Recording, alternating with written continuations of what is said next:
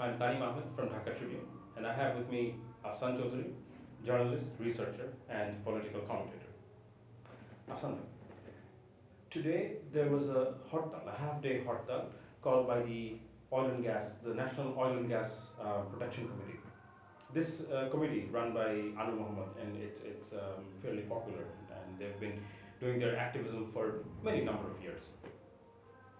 Today they were faced with rather harsh, brutal force by the law enforcers.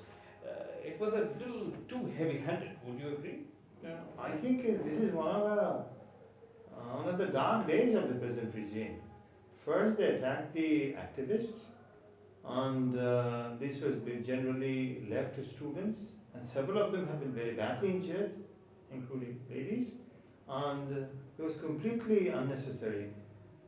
Having covered street agitation for such a long time as a journalist, I would say that there was no threat. These people were not a threat, not the kind of a threat the police usually handles. And I've handled, as a journalist, how many BNP fighting each other on the streets. They were no way in a position. The left is not in that space.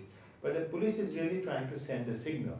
And that signal is that if you mess with us or if you mess with authority, we are going to beat you down to a pulp. But the second phase that followed, okay, people can ignore the Rampal activists, but you cannot ignore Rampal as an issue, and it shows this. The public sentiment is tremendously in favor of Rampal now. I myself don't understand the technicalities. But the police, having attacked the students, have turned it into more than an issue, turned it into a cause. It is not going to serve the government. Then the police went and beat up journalists.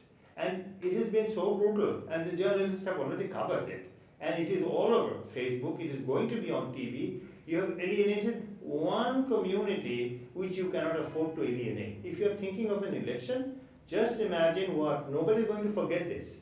I have already posted 5 times on the Facebook since other postings. I have never seen comments go up into the hundreds by even ordinary people. You have alienated the committee, which in our society, the group, which still has some semblance of political power, because they're mediators. They are going to provide you with the news. You have made, the government has made every journalist hostile. No journalist in Bangladesh is going to be able to afford to support the government position. Now the police has said that, okay, we are going to punish it. No deal. This is not going to work. This has been a mess, but I believe the government was trying to tell the journalists that don't mess with us or we are going to beat you up. And that has been a very, very mistaken action taken.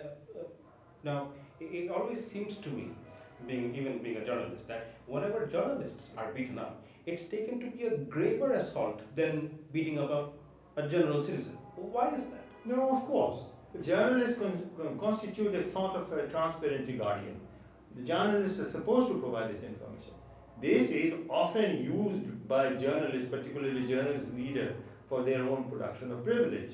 But you are not really attacking journalists.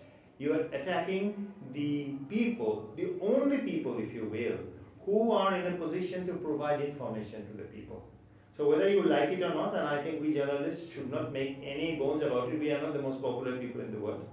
But we provide a service. We are the ones who observe how the government is working. And we are the only ones who can give it because of the nature of our profession. So we are, whether you like it or not, the only one who can take a position against authority. When journalists are attacked, it is not seen as an attack on a profession. It is seen on the right of the people to be informed. And that is why it becomes so serious. So, just the basic point. Whether the hartal, whether the Rampal issue that these activists were advocating for, whether it's justified or not, according to you, is no more an issue. Yeah. People are actually behind the protesters.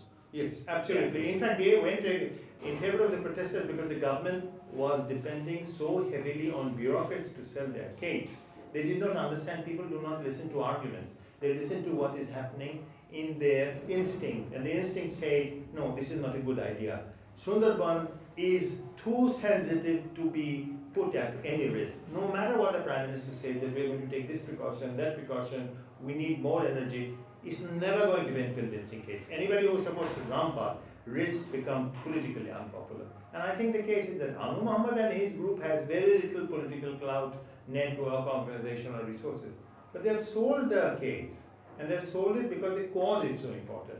I think this was another flawed thing. It no longer matters whether they're right or wrong. People are not going to judge it on the basis of that. It's more or less over. Now a government can go ahead and do it. But it won't matter. Because you're going to do something which is an unpopular. How far can you politically survive if you keep on pushing an unpopular cause? And when the journalists have gone against you on this issue, this is going to be a bad news for the government.